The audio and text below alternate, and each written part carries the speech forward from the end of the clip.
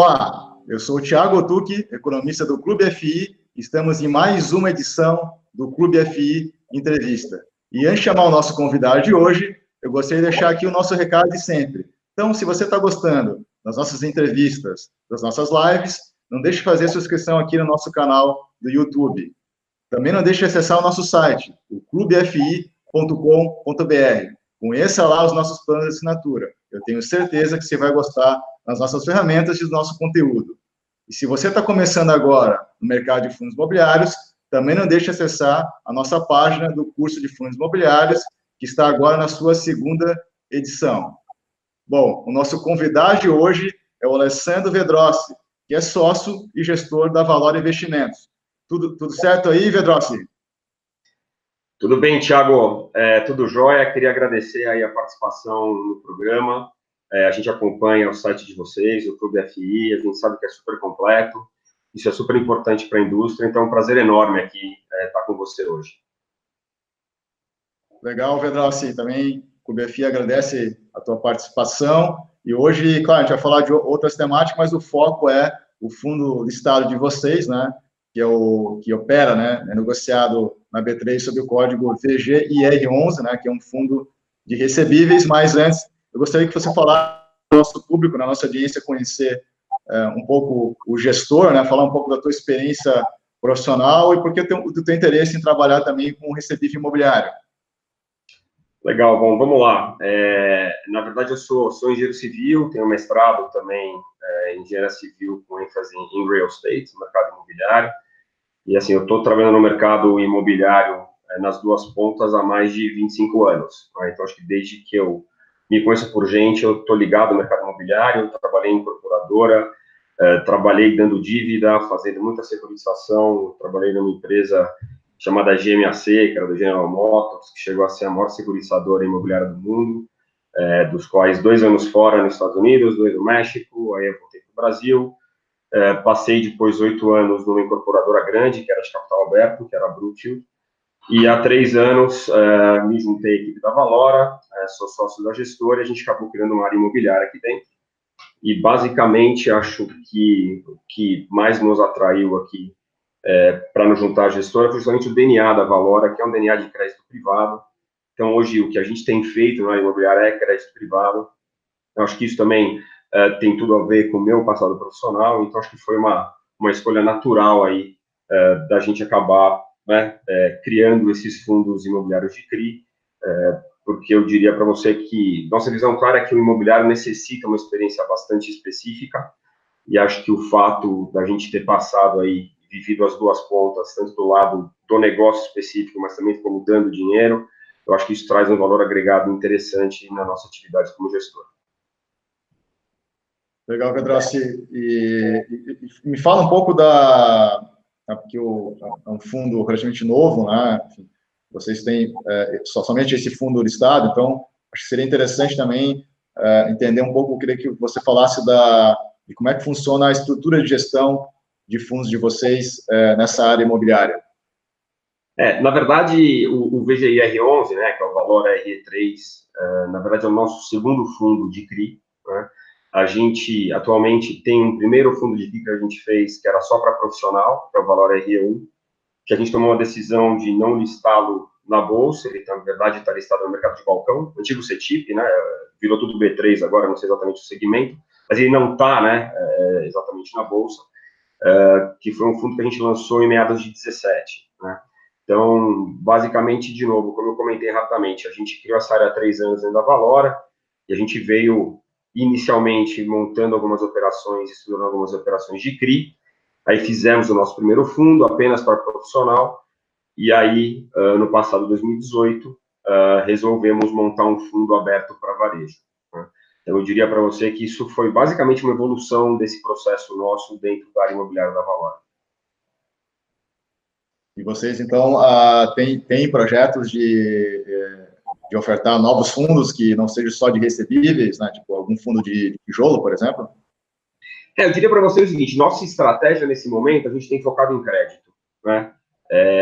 Eu acho que é um pouco uma questão até de posicionamento de mercado nosso como gestor. Então, assim, a gente, como Valora, é uma casa que tem outras práticas, não só imobiliário, mas, como eu comentei, a tônica nossa é crédito privado, né? Então, acho que diferente de outras casas, por exemplo, só fazem imobiliário, quer dizer, a gente tem uma prática muito forte imobiliário, uma expertise forte, porém, o crédito privado traz um casamento muito claro e óbvio com tudo que a gestora faz. Então, nesse momento, nossa decisão foi fazer crédito privado. A gente, sim, tem olhado outras estratégias também em crédito privado, porém, claramente, VGI R11 é a nossa, é o que eu chamo do nosso flagship, né? Quer dizer, onde a gente quer crescer, a gente enxerga muita oportunidade nesse mercado, acho que é um mercado, de novo, que exige um conhecimento bastante específico e, na nossa visão, a gente acredita que tem como trazer esse valor agregado para os nossos cotistas e para os nossos investidores. Então, nossa decisão foi fazer crescer o VGR11. Ele começou ano passado, na verdade, com uma emissão primária que a gente acabou fechando em 40 milhões, e a gente acabou de fazer um follow-on. Então, o fundo agora foi para um PL próximo de 110, né?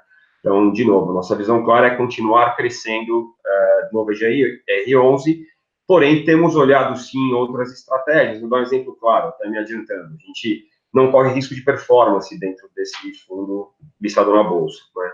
A gente entende que risco de construção é uma coisa muito específica, então a gente gosta, sabe fazer, mas a gente enxerga que não é, esse tipo de risco não é para estar no VGR11.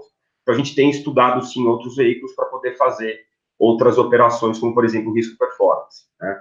Então, eu acho que a gente enxerga muito bem essas caixinhas e essa separação de risco, já que, de novo, acho que esse fundo específico na Bolsa é um fundo que, embora ele busque retornos maiores e trazer mais alfa, eu diria que a característica é uma característica clara de fundos high grade. Certo. E, então, Vedassi, vamos fazer aqui uma visão geral, né, do fundo, até para o público poder, quem não conhece, poder conhecer, né, um pouco um breve histórico, acho que você já falou um pouco, né? Mas como é que foi o início da operação e também as características da carteira, né? Enfim, somente agora você falou que teve uma nova oferta, né?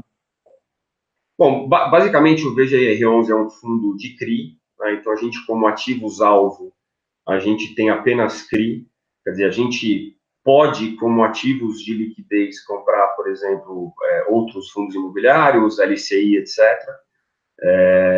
A gente não faz isso porque, novamente, o nosso foco é CRI. O que a gente busca é tentar estar o máximo alocado. Acho que uma grande vantagem do fundo imobiliário versus outros fundos abertos, por exemplo, é o fato de que, como é um fundo fechado que não tem resgate contra o fundo, a gente consegue operar de uma forma bastante eficiente, com pouco caixa dentro do fundo, né? Então, assim, nosso objetivo é poder ter aí 98%, 99% de CRI na carteira. Então, esse é o foco principal, ativo-alvo do fundo, né? Voltando um pouquinho, quer dizer, esse fundo começou em junho do ano passado, julho do ano passado, perdão, final de julho do ano passado, com um PL de 40 milhões. A gente já estava, na época, com um pipeline bastante grande de operações. A gente encheu o fundo muito rápido, então eu diria para você que a gente basicamente encheu o fundo nos primeiros, talvez 10, 15 dias. Primeiro mês a gente já estava com o fundo bastante alocado, já fez uma distribuição bastante boa, embora inicialmente a gente começou com poucos ativos na carteira, né? Então a gente estava até pouco tempo atrás, alguma coisa ao redor de 10 ativos na carteira, mas isso foi parte da estratégia, inclusive a gente deu disclosure total dessa estratégia, porque a gente falou o seguinte: ó, a gente quer encher o fundo logo com os ativos que a gente gosta, que a gente acha que isso é importante, começa a distribuir dividendos, para que depois a gente passa a voltar ao mercado para fazer o follow-on. Então, basicamente, foi isso que a gente fez. O follow-on se encerrou agora no final de fevereiro, e a gente hoje já deve estar com uns 14, 15 ativos na carteira, e nossa visão é que ele chegue a 20 aí, com a alocação já desses recursos da segunda emissão. Nossa visão é que ele chegue ao redor de 20 e poucos ativos, né? O que já passa a ter uma diversificação um pouco mais interessante, né? Então, assim, olhando do ponto de vista do aspecto global do fundo, é um fundo onde a gente tem como capital pré-autorizado o valor de 500 milhões de reais, então a nossa visão clara é ir crescendo este fundo paulatinamente, né? Mas, assim, é um fundo onde a gente sempre vai ter, eu diria, não sei se é a palavra concentração de crédito, mas é um fundo que não é um fundo para ter 500 ativos dentro da carteira, né? Por que isso? Porque a gente tem uma visão clara de que CRIs fundo de crédito, referência ao mercado imobiliário, é fundamental ter uma participação muito ativa do gestor. E aí, quando eu falo participação ativa, não é apenas uma questão de olhar o mercado secundário, mas é exatamente acompanhar muito de perto as operações de CRI, né? Então, a gente é muito próximo delas. Então, obviamente que se você tiver potencialmente 500 ativos embaixo do fundo, é muito difícil você acompanhar de perto cada um deles, né? Então, eu diria para você que mesmo o fundo de 500 milhões, talvez a gente tenha talvez 30, 40 fundos, 40 operações dentro do fundo. Por quê? Porque a gente enxerga que um diferencial grande nosso é acompanhar de perto cada uma das operações, conhecer detalhadamente cada uma delas. Eu acho que é exatamente para isso que o cotista paga a gente. Eu acho que esse é o nosso trabalho, acompanhar de perto tudo que está acontecendo, ser proativo em relação às operações, e a gente enxerga que esse é exatamente o diferencial nosso, talvez em relação a outros parceiros de mercado, outras gestoras. Então, essa conta acho que o gestor tem que fazer, né? Porque na parte de recebível fala bastante da importância da diversificação, né? Porque é crédito privado, então pode ocorrer problemas, né? Então, se tiver uma concentração muito grande, pode machucar a carteira. Ao mesmo tempo também, como você falou, também se estiver também muito pulverizado, você não consegue acompanhar também ali de perto cada uma daquelas operações, né? E eu percebi também que, entrando um pouco também na característica aí do fundo, ele cobra uma taxa de performance, né? Então, até, qual a sua opinião sobre a questão? Porque muitas vezes já ocorreu de, em fórum, até nas entrevistas, alguns participantes, né, colocaram que, eu não gosto que o gestor cobre, né, performance, porque isso tira, né, retorno do cotista. Quer dizer, então, a performance seria no sentido de remunerar, vamos dizer assim, o gestor por esse trabalho que você está falando de estar ali com a lupa em cada uma daquelas operações, né? Eu vou até voltar um pouquinho, mas só falando especificamente da performance, quer dizer, a gente enxerga que a performance é um alinhamento claro nosso como gestor junto aos cotistas, né? Então, existem regras para essa performance, ela é paga semestralmente, tem linha d'água, etc, etc. Mas eu diria para você que a vasta maioria dos nossos fundos hoje na casa tem performance, porque a gente acredita, de novo, que a melhor maneira de alinhar a gestão, né, com os cotistas do fundo, né? Voltando um pouquinho para a característica, essa questão de diversificação, eu acho que é um ponto fundamental nos CRIs, né, nas operações de lastro imobiliário, é que eu tenho uma visão clara de que o risco nessas operações não é um risco binário, né? O que quero dizer com isso, né? Se você tem um fundo de debêntures, por exemplo, muitas das operações de debêntures são clean, né? Às vezes a garantia é uma garantia muito binária. Então, se essa operação tem um evento de crédito, muitas vezes fica naquela história de você receber sim ou não receber, né? 100% para lá ou 100% para cá. E quando você faz operações com o lastro imobiliário, a gente preza muito por ter diversificação também dos ativos que estão em garantia, né? E aí são todas operações de crédito estruturado, porque, na verdade, né, ocorrendo, né, algum evento de crédito, nossa visão é que esse evento de crédito não é binário, né? Porque a gente, basicamente, foca muito na questão imobiliária mesmo das garantias, então, eu diria para você que a gente sempre tem excesso das garantias, então a nossa visão é, mesmo se ocorrer um evento de crédito, a gente terá garantia suficiente para poder cobrir, né, o principal da operação, mas mesmo numa eventualidade aí, num evento remoto que isso não acontecer, você também não vai perder 100%, né? Então, eu acho que esse é um outro aspecto que traz uma diversificação de risco, talvez, inerente ao próprio papel, né? Isso faz, então, com que, às vezes, você tendo 30 papéis na carteira, 20 papéis na carteira, que a gente pode acompanhar de muito mais perto, você acaba tendo uma própria diversificação natural pelo próprio lastro das operações, né? Então, acho que esse também é um ponto interessante de olhar, porque não é olhar uma carteira que tem lá 20 debêntures clean na operação e se um cara não pagar, você perde 5% do pé. Não é isso, né? Então, eu acho que não só olhar o número de operações, é fundamental entender o que é o lastro, o que são as garantias por trás dessas operações. Porque dentro de um CRI, enfim, até nós vamos abordar um pouco mais isso em relação ao fundo de vocês, o segmento de trabalho é muito residencial, né, uma incorporadora, em que o título, na verdade, como você falou, não é um evento binário, que é uma empresa que ficou insolvente, mas sim, tem uma série de pessoas que estão pagando ao longo do tempo, né, que gera aquele fluxo de pagamento que dificilmente todo mundo ao mesmo tempo ali vai ficar inadimplente, né?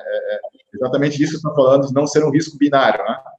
Exatamente, acho que essa é exatamente a vantagem de você fazer operações que sejam bem estruturadas, que aí, claramente, é uma questão de como a operação é estruturada, mas a realidade é o seguinte, seja tendo imóveis em garantia, a gente tem muita operação assim, sejam recebíveis, né, em garantia, seja operações que a gente também tem de shopping center, você tem uma série de lojistas, uma série de contratos de locação em garantia, né? É exatamente isso, quer dizer, se algum momento você tiver algum problema no meio do caminho com o devedor principal, você tem por trás pessoas físicas, recebíveis de pessoas físicas, você tem por trás uma série de imóveis pulverizados prontos, você tem atrás uma série de contratos de locação de lojistas. Então, eu acho que esse é o ponto importante quando você olha operações de lastro imobiliário.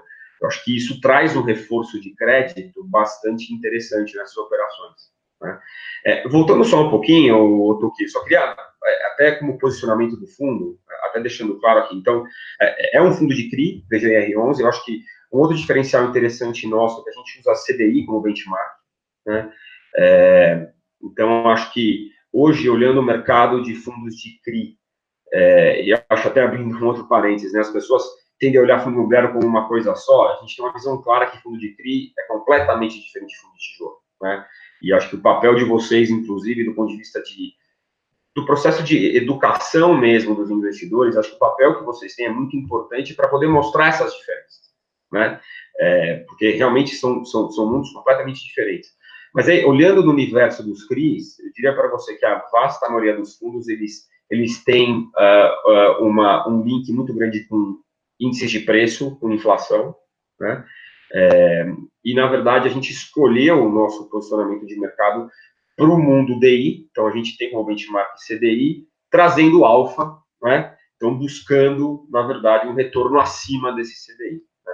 Então, se você ler nossos relatórios todos, sempre que a gente usa CDI como benchmark, e olha, estou entregando esse mês CDI mais alguma coisa, né? Então, mês passado, por exemplo, a gente distribuiu, se não me engano, R$1, que foi janeiro, né? A gente distribuiu R$1, e a gente usou, na época foi CDI mais 5,30, alguma coisa assim. Então, a gente sempre usa isso como benchmark, de novo, porque apesar da gente poder até ter ativos de inflação dentro da carteira, nosso objetivo, claro, é ter uma carteira mais pesada em CDI.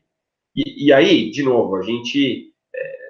É uma questão de posicionamento de mercado do fundo, e a gente enxerga que isso, até do ponto de vista do investidor, ele tem uma cesta lá de fundos de recebíveis, ele pode ter lá um fundo de recebíveis, pode ter mais liquidez, talvez um pouquinho menos de prêmio, um fundo que tem um pouco menos de liquidez, mas paga mais prêmio, linkado a CDI, e tem estratégias parecidas com inflação. Então, também nossa visão é que faz parte também de dar opções para o investidor de criar uma cesta interessante de produtos para ele, entendeu? Acho que é um pouco... Por isso que a gente escolheu o benchmark em CDI. Né? A gente enxergou que existia essa lacuna no mercado, e acho que a gente basicamente está tentando posicionar o VGR11 como, eu diria que o produto de escolha para quem quiser fazer, para quem quiser ter uma exposição a CDI com mais prêmio, poder escolher esse fundo. Acho que essa foi a nossa decisão. Certo, então era exatamente a próxima pergunta que eu ia fazer, em parte você já respondeu, mas de repente você ainda pode enfatizar alguns pontos, que é qual que seria então o diferencial, né, do Valora, né, de recebíveis, em relação aos demais do mercado. Então, você já falou ontem a questão do CDI, né, mas então, a alocação, você também comentou, né, não é high yield, né, mas é grade, né, mas tem algum outro valor que você poderia colocar que ou ele é um fundo tradicional mesmo de CRI, ou você pode colocar que o Valora tem mais diferenciais em relação aos pares do mercado? Eu sempre brinco, né, que o nosso papel é trazer o nosso cotista para beber água limpa fora da Faria Lima, né? Então, fora das operações das ofertas 400, né, explicando aí para os potenciais investidores sobre as ofertas públicas que vão para varejo e etc. E a gente foca no mundo das operações 476, que são operações focadas para investidores profissionais, que eu diria para você que pouquíssimos investidores têm acesso, até uma questão da própria regulamentação, né? Então, nosso trabalho, eu diria que é identificar operações então, que estão fora do radar, né? E acho que tem um ponto adicional da Valora, que a gente também tem uma capacidade de originar e estruturar operações, que eu diria que é bastante grande face a outros gestores no mercado. A gente também, como política, claramente, quando estrutura uma operação e faz um investimento através dos nossos fundos, quaisquer FIIs que a gente receberia de estruturação, por exemplo, a gente reverte para o fundo. Então, de novo, acho que isso traz um valor agregado para o nosso investidor, né? Quer dizer, a hora que eu coloco na carteira um papel que a gente originou, que a gente trabalhou, que a gente estruturou, além do fato de, né, no dia seguinte, a gente ter muito mais capacidade de controle e acompanhamento desse papel, porque a gente conhece todos os meandros e todas as partes envolvidas, o nosso investidor que tiver, né, através do nosso fundo, ele vai enxergar uma rentabilidade melhor, porque a gente reverte quaisquer FIIs para o fundo, né?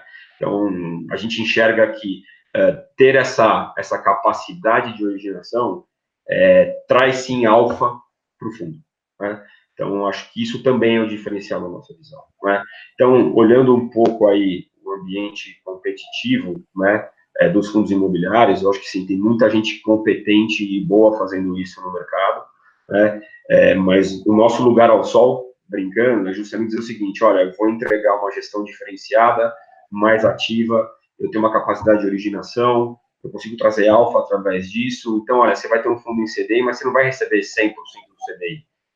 Assim, eu não me contento entregando apenas 100% do CDI para o investidor e apenas dizer o seguinte: ó, você está tendo ganho fiscal, já que o fundo imobiliário é isento, então tá ok você ganhar CDI, né? Nossa visão, não. Você tem aqui, um fundo de crédito privado, tem operações aqui com risco de crédito privado, você tem que ter um prêmio, né? Faz parte você ter um prêmio. Então, por isso que a gente busca entregar a CDI. Eu diria para você que hoje, acumulado, a gente está CDI mais 2, alguma coisa assim, de distribuição. Então, assim, um norte do que a gente tem buscado. Então, a gente acha que isso é um prêmio interessante e assim que a gente gera alfa. Como a gente gera alfa? Não necessariamente a gente corre mais risco de crédito, né? Pelo contrário, a gente gera alfa encontrando oportunidades de mercado, fazendo operações que estão fora do radar dos bancos, e é onde a gente consegue, então, sem correr mais risco, trazer mais prêmio, né? Então, acho que esse justamente é o diferencial que a gente está, na nossa visão, trazendo para o mercado. Certo, acho que isso que, em parte, justifica somente a cobrança que a gente estava falando aqui da taxa de performance, né? Que você, além de você entregar um prêmio em relação ao CDI, que acho que é algo até óbvio, né, para o investidor que vai entendendo, né, e quem entende um pouco de finanças, né, porque, enfim, se for para receber o CDI, você aplica num CDB de banco mais simples, né, enfim. Então, tem que ter esse prêmio, mas, como você falou, acho que vocês, o gestor, então, tem que ter essa habilidade de gerar esse prêmio sem assumir esse risco todo de crédito, né? Quer dizer, vocês, então, já era a próxima pergunta que eu ia fazer, em relação a... Então, existe esse processo realmente de gestão ativa do fundo, em que vocês geram esse prêmio, né, para o cotista, então, participando de ofertas, que não são essas ofertas somente que o público está enxergando, né? Você falou a 476, né? Também tem operação de mercado secundário, eu também já conversei aqui com outros gestores de recebíveis, então a Valora também desenvolve esse processo de ter originação dentro da casa, enfim, até para poder entender melhor toda a operação. Na verdade, assim, o mercado de CRI no Brasil é um mercado ainda tem crescido, mas eu diria para você que ele ainda é incipiente, né? Assim, eu sou muito otimista em relação a isso. É engraçado, assim, eu até abrindo um parênteses, eu quando fiz mestrado, eu escrevi sobre securitização de recebíveis imobiliários, em 2001, né? Quer dizer, faz alguns aninhos, né? E a gente enxergou uma evolução interessante no mercado brasileiro ao longo dos anos, né? Porém, no ambiente que a gente passou também durante alguns anos no Brasil de altíssimas taxas de juros, a realidade é que o mercado de crédito privado acaba perdendo o interesse dos investidores, porque é mais fácil deixar o dinheiro lá com o tesouro, né? Porém, com essa de novo, esse ambiente todo de juros baixos, a gente acredita muito, né, num crescimento exponencial do mercado. Mas, de novo, como é um mercado de CRI ainda ele é incipiente, A realidade é que você ter capacidade de originar operações dentro de casa, eu diria para você que, além de ser um diferencial, é quase necessário, né? Para que justamente você consiga ter operações, uma característica interessante, relação risco-retorno boa, que traga novamente um alfa, né, para os nossos cotistas. Tá? Então, a gente não consegue enxergar essas coisas meio separadas. Então, a questão de você originar é importantíssima. Eu diria para você que hoje, da carteira do fundo, do VGR 11, talvez 35% ou 40% das operações que estão lá dentro, a gente originou e estruturou. Acho que mais para um terço, tá? Um terço foram primárias de terceiros e um terço mercado secundário. Então, a gente busca um equilíbrio, né?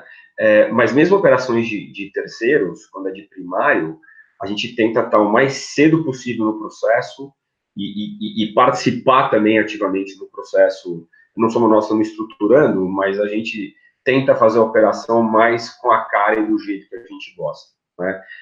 Assim, a gente prima por ter operações que a gente chama de auto-liquidáveis ou auto-extinguíveis, né? Então, são operações que o próprio lastro imobiliário, aí seja através de venda dos imóveis, do próprio fluxo de recebíveis, de compra e venda, seja de loteamento, seja de apartamentos, etc., seja de recebíveis de locação, esse próprio fluxo pague os juros e a amortização do CRI ao longo do tempo. Então, esse é o tipo de operação que a gente gosta, com essa característica, né?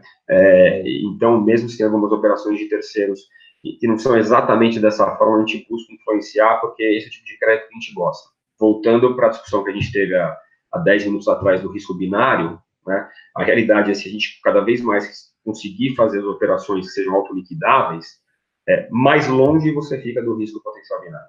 Tá? Então, é exatamente essa nossa visão de crédito dentro de casa. Então, voltando a uma questão de filosofia também, de novo, a gente aqui, até pelo viés de conhecimento do mercado imobiliário, a gente aqui foca muito nas garantias, né? Então, eu não vou citar nomes, mas a gente tem, por exemplo, dentro do fundo, operações que têm o risco de crédito do devedor principal, né, uma empresa AAA ou AA Brasil, ou seja, né, teoricamente o risco é extremamente baixo, a gente chegou a não aprovar dentro de casa outras operações com o mesmo devedor, porém ela tinha prazo mais longo e o ativo subjacente de lastro era um ativo que a gente não ficou confortável, né? Quer dizer, era um contrato de locação que tinha um valor maior de mercado, era um ativo que, se amanhã tivesse algum problema, a gente não saberia o que fazer, e a gente simplesmente não aprovou a operação. Enquanto eu tenho na carteira hoje o mesmo devedor, teoricamente, só que o lastro lá é outra coisa, no escritório, o valor de locação é mercado. Então, de novo, isso faz muita diferença. E é uma grande filosofia de crédito, no final do dia, né? Então, assim, a gente, obviamente, dá valor para o devedor, é fundamental, a gente entende, mas a gente dá um valor muito maior para as garantias, né? Então, eu diria para você o seguinte, se a gente não aprovar o devedor, não faz a operação. Mas eu posso até gostar do devedor, mas se eu não aprovar as garantias, a gente não vai fazer. Então, eu acho que esse também é um compromisso nosso como gestor, e olhando a carteira do fundo, claramente, acho que você consegue entender isso. Então, já comentei aqui também em outras entrevistas, então, cada operação tem sua particularidade, né, e o gestor de recebível, então, ele tem que ter um conhecimento avançado não só na parte financeira, mas também na parte jurídica, né, porque tem essa parte de garantia, tem toda uma questão de contratos, porque se tiver que acionar, muitas vezes, se não tiver bem amarrado ali, você também pode ter problemas com essas garantias, né? Sem dúvida, assim, eu tenho uma visão clara de que CRI é um investimento complexo, e aí, por isso, eu acredito que a melhor maneira dos investidores investirem em operações de CRI é através de fundos imobiliários de CRI, porque tem alguém no meio do caminho, que é o gestor, que exatamente tem a obrigação de, entender a operação, porque operações estruturadas, por natureza, são complexas. A questão jurídica que você comentou é super importante, quer dizer, a gente chegou a não fazer a operação aqui porque a gente não ficou confortável com um contrato que estabelecia as garantias. Então, a gente achou que não era suficiente, então não vamos fazer. Então, de novo, eu acho que se você não tiver um conhecimento específico, fica muito difícil você ter um julgamento a respeito, né?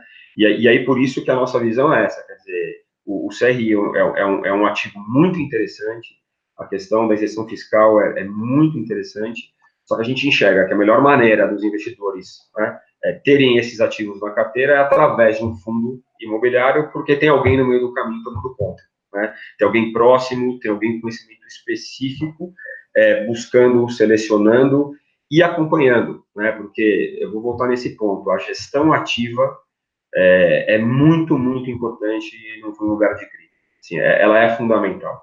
E aí, voltando, que não é simplesmente olhar mercado secundário e oportunidades, mas é exatamente acompanhar como é que estão os pagamentos, os processos de recebimento, seja a carteira, os imóveis e etc. Então, esse acompanhamento quase diário, vamos chamar assim, ele é muito importante ao longo desse processo. Tá? Bom, interessante. E, então, esse é até um aspecto, né, que, colocando aqui, principalmente para quem está começando a olhar agora para esse tipo de fundo, eu tive a oportunidade de trabalhar nessas plataformas de distribuição, né, que são bastante conhecidas agora no mercado, e na época, já mais de 10 anos atrás, eu lembro que acho que ainda deve estar, não estou acompanhando isso direto, mas a pessoa física pode ir direto na plataforma, comprar vários fundos, operar bolsa, comprar tesouro direto, né, títulos públicos, e também tem CRI, para você adquirir diretamente como pessoa física e também debêntures, né? Hoje, eu particularmente, na minha visão, eu gosto de investir via fundo, né, recebível, e até porque o PU também normalmente é elevado, né, não fica também todo mundo tendo acesso nesse tipo de título, e até debêntures que é mais acessíveis, eu também prefiro investir via fundos que têm foco em investimento em debêntures, porque realmente é muito difícil, mesmo quem é da área de finanças, mas trabalha, né, no seu dia a dia fora, né, do mercado, ter esse tempo, esse conhecimento de fazer essa análise devida, né, de crédito. Né? Então, acho que isso é um argumento muito importante para o investidor entender, né, e ele decidir realmente ter um retorno acima do CDI, mas buscando, por exemplo, um fundo de recebível imobiliário. Né? Não sei se você concorda com isso. Não, eu acho que no final do dia, esse é o nosso papel, é essa gestão profissional, e essa é a maneira que a gente, na nossa visão, traz valor agregado para o cotista. Né? Então, foi aquela minha brincadeira, né? Quer dizer, a gente aqui não é pago para ficar comprando CRI que está no mercado, que todo nosso investidor poderia comprar na plataforma. Quer dizer, isso não faz sentido, né? Quer dizer, o nosso foco aqui, acho que isso também é um ponto super importante, quer dizer, a gente tem uma filosofia clara na gestora, na Valora, que o nosso cliente é o investidor, ponto. Né? Então, por mais que, obviamente, a gente pode ter parceiros, estrutura uma operação aqui e ali, mas o nosso foco, claro, quando a gente estrutura uma operação, é justamente trazer para o nosso investidor um ativo que, na nossa visão, tem uma característica risco-retorno bastante favorável. Então, assim, esse é o foco, né? E por que originar? Porque, como eu comentei com você, é um mercado ainda muito incipiente. Então, se você simplesmente depender de terceiros, você não consegue uma velocidade de alocação compatível, e acho até que você não vai conseguir ativos com características de risco-retorno interessantes, né, desta maneira. Então, a gente acha que a melhor forma de moldar é justamente entrar no ciclo desde o início. Tá? Mas eu concordo com você, quer dizer, bom, eu na pessoa física faço a mesma coisa, então, claramente é isso. Porque esse é o ponto, né? De repente, a Valora, ou outro fundo recebível, né? Um gestor profissional que entende, ele até pode comprar o fundo que está lá na plataforma, que de repente uma outra pessoa física, mas o ponto é que a visão do gestor é diferente, ele sabe o que ele está comprando. Muitas vezes o investidor está lá, ele olha, ou foi uma indicação do assessor dele, né? Mas ele não tem a visão completa do risco que ele está correndo, todas as condições ali jurídicas, como está comentando aqui, né? Então, se ocorrer um problema também, ele não vai saber o que fazer, quer dizer, acho que esse é o papel do gestor e faz sentido pagar uma taxa, inclusive, quando a gente comentou aqui, a taxa de performance, né? Acho que é isso, Tuqui. Basicamente, concordamos aí nessa eu ia até fazer essa pergunta um pouco mais adiante, mas como a gente já comentou aqui, você falou muito das garantias, né? Acho que isso é um pouco do consenso do que eu vejo da conversa com outros gestores. Então, você vê o que é mais importante, é a análise do rating ou as garantias, né? Vocês vocês têm um rating proprietário, ou vocês olham só o rating mesmo, que é o que a legislação obriga, né, que se tem nessas estruturações? Enfim, vocês têm aí um comitê de investimentos, em que vocês avaliam a equipe, cada um dos ativos que vocês estão estudando e colocar dentro da carteira? Então, a gente não tem necessariamente um processo de rating interno, mas sim a gente tem o nosso comitê de investimento, cuja tônica, como eu falei para vocês aqui, foco muito grande nas garantias e na geração de caixa dessas garantias, né? Então, acho que isso, a gente efetivamente perde muito tempo entendendo, discutindo essa questão, a inserção de mercado dos ativos, e etc, etc. Depois, claramente, tem um papel de crédito mais padrão, vamos chamar assim, que é olhar a empresa, né? E no final, para a gente, o que importa é justamente a conjugação dessas duas coisas, né? Então, assim, a gente tem que estar confortável com os dois aspectos, né? Tanto com a empresa, com o operador lá, o devedor principal, quanto com as garantias. Sobre a questão de rating, né, acho que é só importante deixar claro que a legislação não obriga que as operações de CRI tenham rating, né? E a gente também investe em muitas operações que não têm rating, né? Eu diria para você o seguinte, o rating independente é uma chancela adicional, porém, assim, humildemente, eu acho que, do ponto de vista do gestor, vale muito a opinião, o conhecimento específico da própria gestão a respeito daquele ativo, né? Eu lembro que a gente estava fazendo um roadshow, uma das perguntas que eu tive uma vez foi, poxa, se você tiver downgrade de rating de um ativo, você é obrigado a vender? Eu falei, olha, pelo contrário, na verdade, porque eu deveria me antecipar, meu papel é esse, né? Então, se eu tive um downgrade em algum papel, ou eu já deveria ter vendido antes, porque eu já não estava confortável por algum motivo, ou talvez se ele agora teve downgrade e o pessoal quer vender mais barato, eu deveria comprar, porque eu estou confortável, né? Então, no fim do dia, é exatamente esse, na minha visão, é o valor agregado que a gente, como gestor, traz para o investidor, né? É óbvio que sempre é importante você ter visões de terceiros, né? Da questão do rating, às vezes até laudo de avaliação, existem, né? Mas, de qualquer maneira, é muito importante a visão específica do gestor, né? Então, de novo, a tônica clara nossa, e a questão do comitê, não só, obviamente, ela acontece a discussão no momento de compra e de aquisição desses ativos, né, dos CRIs, mas também no acompanhamento mensal, né? Porque, por qualquer motivo, seja qual for, você pode ter algum tipo de deterioração ou melhoria de crédito ao longo do tempo, né? E eu acho que isso também dá muito input para a questão nossa de trabalhar no secundário, né?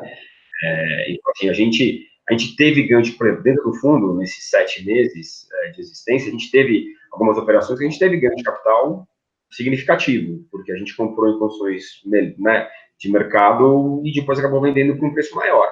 Essa é a tônica do fundo? O objetivo é esse? Não. Nosso objetivo, claramente, é fazer o que a gente chama de buy and hold, né? Então, a gente compra o papel e vai carregar na carteira, né? Basicamente, esse é o nosso foco.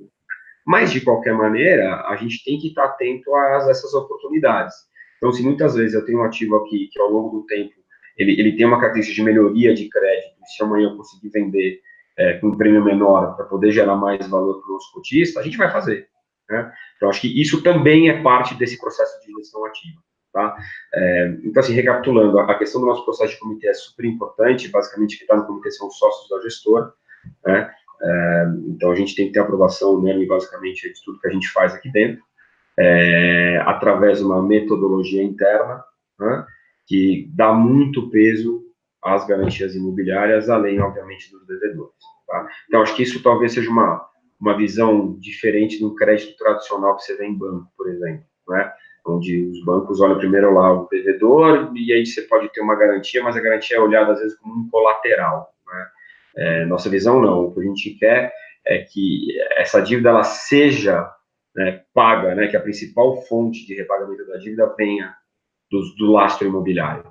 E por isso é tão importante a gente discutir e entender o que é esse lastro imobiliário, qual é a inserção de mercado, se o valor de locação está dentro de condições de mercado ou se não está, né? Então, acho que essa discussão, eu diria para você que a tônica do comitê é muito ao redor da discussão das características imobiliárias, né?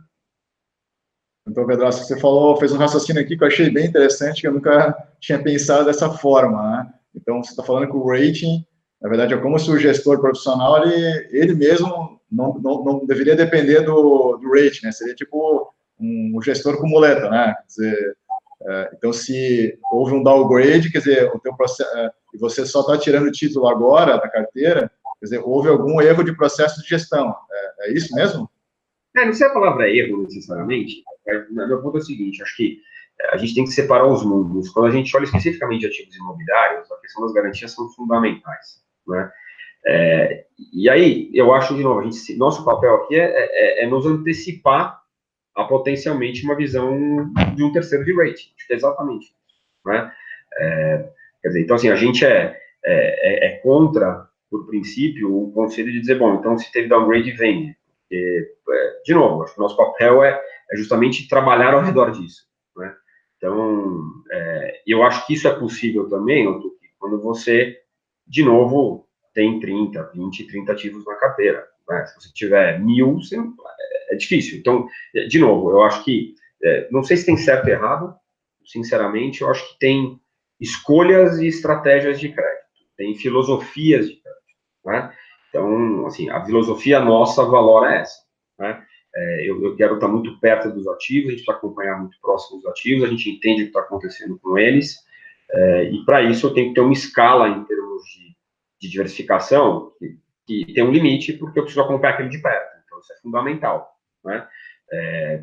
Só que na nossa visão isso também não impede crescimento, né? Basicamente, você vai aumentar ao longo do tempo também do ticket médio das operações. Basicamente, nossa visão é essa, quer dizer, o fundo vai crescendo, você acaba tendo, né, aumentando um pouco o ticket médio das operações, buscando aí ter um controle claro dos ativos. Assim, os CRIs, o que é interessante é que você, na vasta maioria das vezes, todos os meses você tem pagamento de juros, você tem pagamento de principal, então você tem uma geração de caixa natural dentro do fundo, o que acaba criando também uma oportunidade de reinvestimento e reciclagem da carteira natural, né? Se você olhar o nosso portfólio, a gente dá, dentro do nosso relatório, que aliás, eu acho que é um relatório bastante detalhado, a gente tenta daí dar o máximo de transparência e disclosure para o nosso cotista, ou até potenciais futuros investidores, a gente detalha bastante a carteira e mostra, inclusive, o duration dos papéis, né?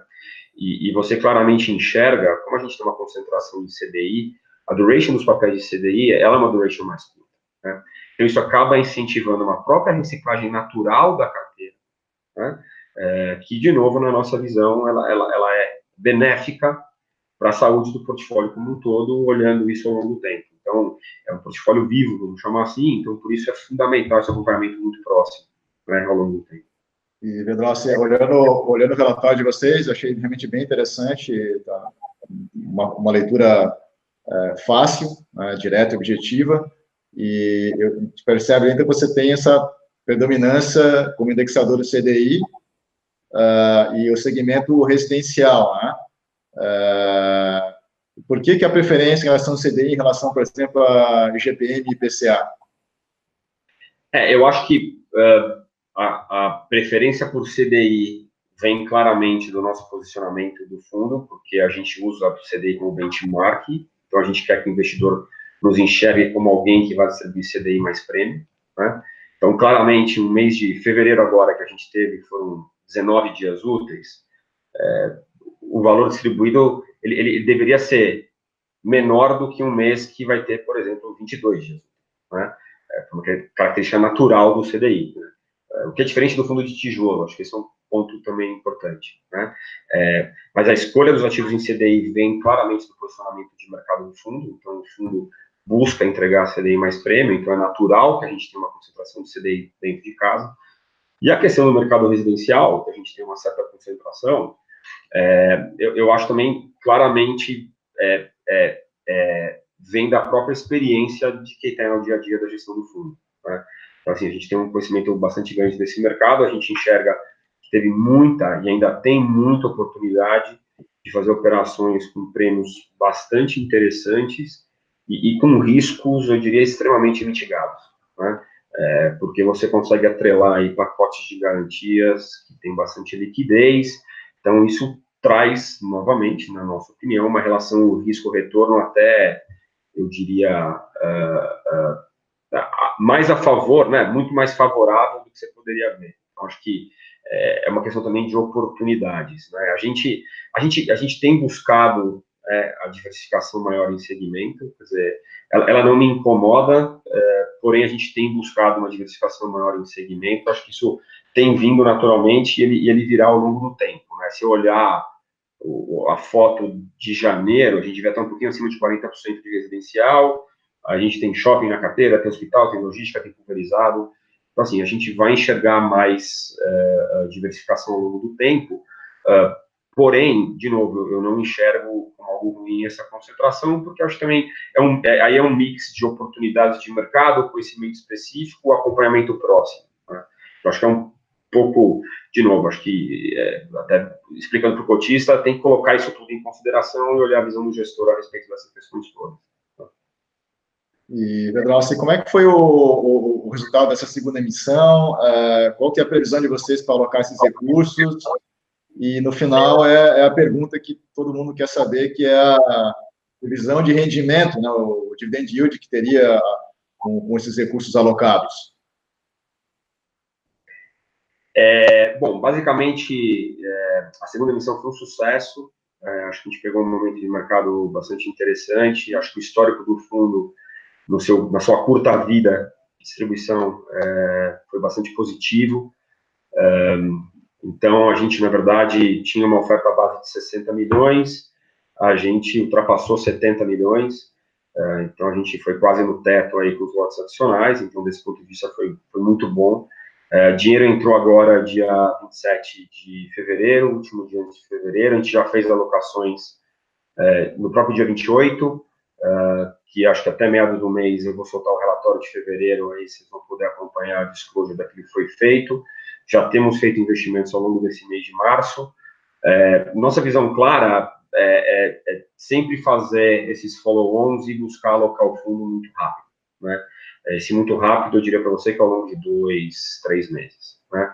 Então, é isso que a gente tem trabalhado, a gente já está com o pipe, diria para você que 100% já tem nome e sobrenome, então a gente só está no trabalho agora de alocação, finalização, estruturação da operação aqui e ali, mas isso deve acontecer aí, na minha visão, ao longo dos próximos 45 dias, assim, né? E por isso até o tamanho desse follow-on. Acho que tivemos, de alguma maneira, até certas críticas, entre aspas, do tamanho da operação ser pequena, né, os 60 milhões, mas nossa visão foi clara porque a gente enxerga que é muito importante a alocação rápida para que você não atrapalhe a distribuição de dividendos, né? A gente espera poder continuar entregando esse CDI mais spread todos os meses, mesmo com os follow-ons, né? Eu acho que um perigo, às vezes, você pode enxergar nos follow-ons, se o volume for muito alto, aí você pode enxergar algum soluço na distribuição de dividendos, né?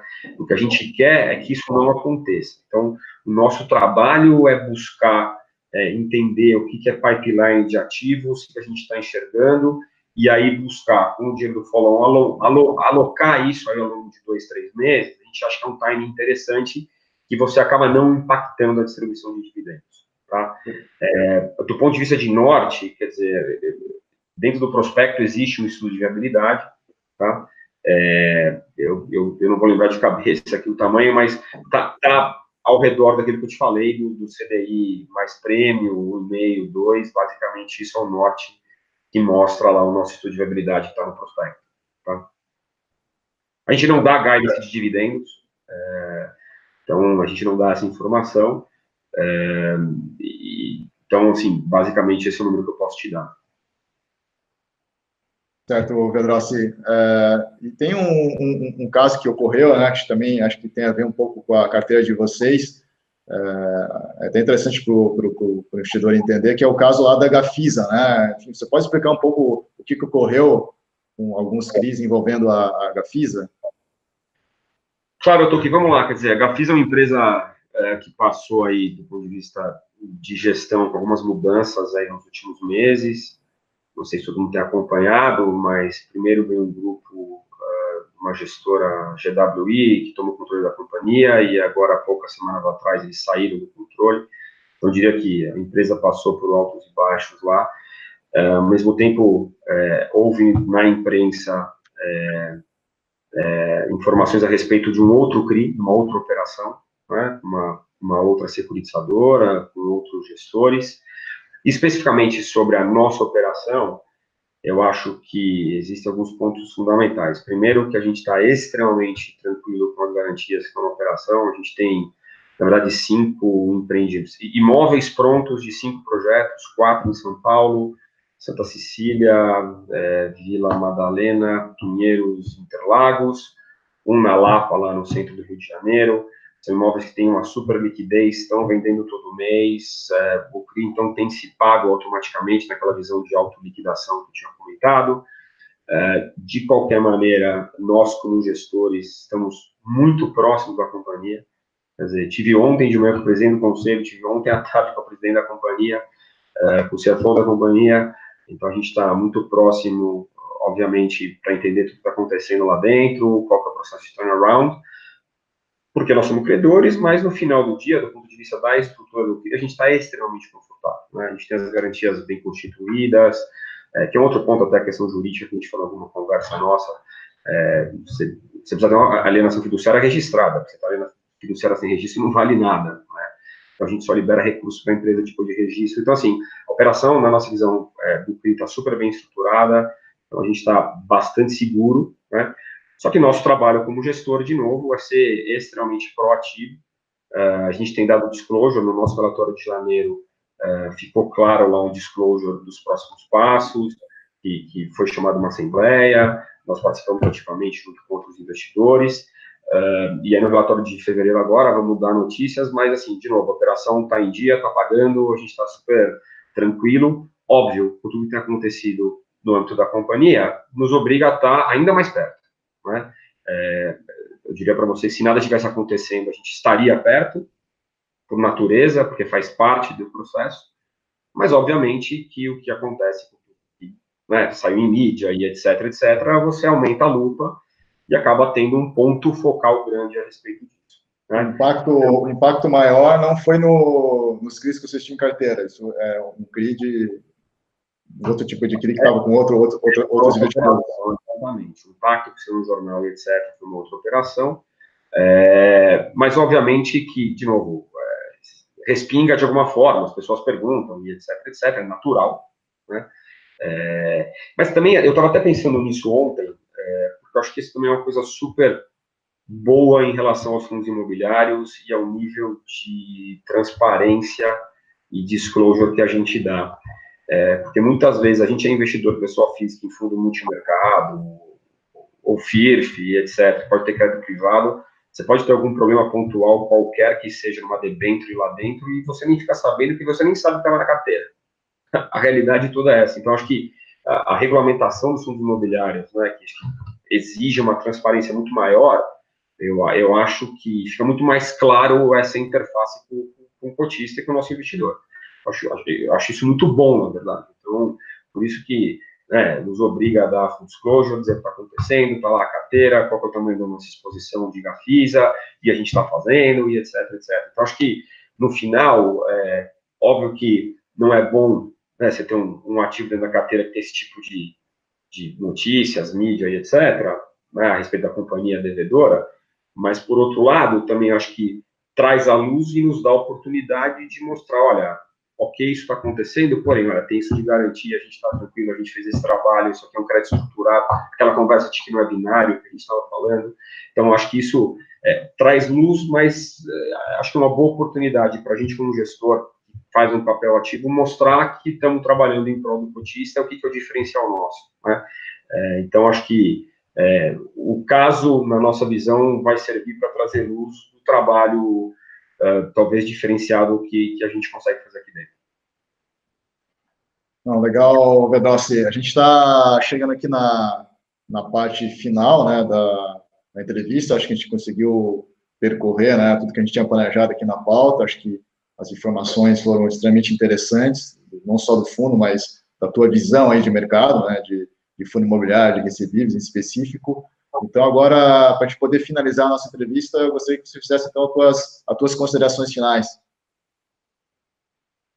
Bom, acho que, basicamente, Queria agradecer aí o tempo e a oportunidade de estar aqui no canal com vocês. Eu acho que esse tipo de ferramenta que vocês têm aí, como o Clube FI, o site, etc., é muito importante para os investidores. Eu acho que, de novo, eu estava falando um pouquinho sobre transparência agora, acho que vocês ajudam ainda mais a dar transparência em relação a todo esse processo, né? Se eu digitar lá VGR11, tem tudo que acontece com o fundo, tem lá documentos, tem meu relatório, etc., etc., acho que super legal. E acho que, no final, acho que a mensagem para todo mundo é o seguinte, quer dizer, a gente é muito otimista em relação ao mercado de crédito privado no Brasil, a gente enxerga, de novo, no ambiente de taxas de juros muito baixas, é importante para o investidor, né, buscar outras alternativas de investimento. Fundos imobiliários tem uma característica bastante interessante da questão do rendimento mensal, que são, né, isentos de imposto de renda. Então, a gente enxerga que é um produto bastante interessante para o investidor considerar em ter em sua carteira, né? E o que a gente espera de novo, né, poder ter o máximo de exposição possível para que os cotistas e investidores nos conheçam e tenham segurança e tranquilidade para poder investir junto conosco. Eu acho que é isso, e agradeço novamente o Tuquel, o tempo e a oportunidade aqui no canal. Valeu, Redrossi. Então, o Profi novamente agradece a tua participação, de repente possa conversar aí futuramente sobre outros assuntos. Então, para a nossa audiência, um grande abraço e até a próxima entrevista.